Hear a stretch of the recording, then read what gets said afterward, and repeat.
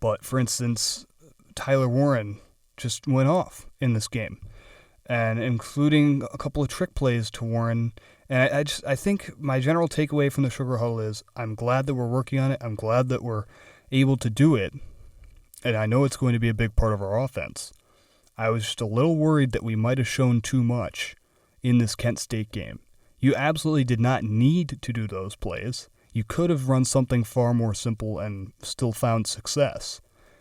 But you just do not want to be showing anything potentially useful later on in the season to people that are watching film from this game. Tyler Warren went off. I alluded to this before. He didn't even lead the team in receiving yards because Evans went off with a few big plays.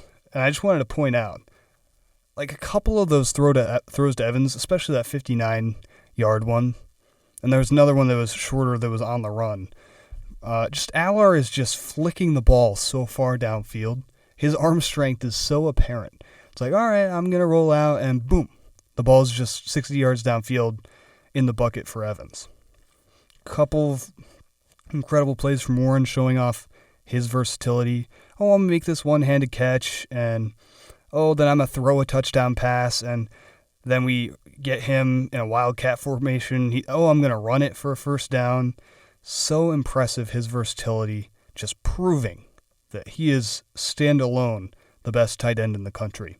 I made a video about it like a week and a half ago saying that he's the best tight end in the country, and every week he just keeps reaffirming that and keeps pulling further and further away from some of the other top guys.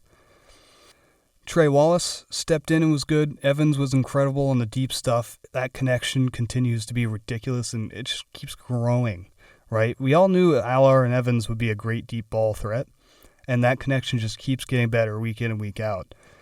And I think the most talked about and most impressive performance for the receivers this past week was Julian Fleming, 2 catches for 60 yards, had that beautiful 40-yard catch on that slant in the third quarter, I believe.